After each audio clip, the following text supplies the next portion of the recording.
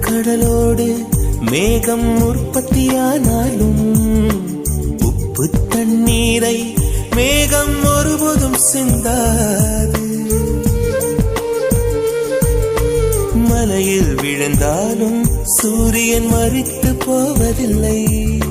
நிலவு கூலியூட்டி தன்னை நீட்டித்துக் கொள்கிறதே. மேகமாய் நானும் மாறேனோ, அதன் மேன்மை குணங்கள் காண்பேனோ.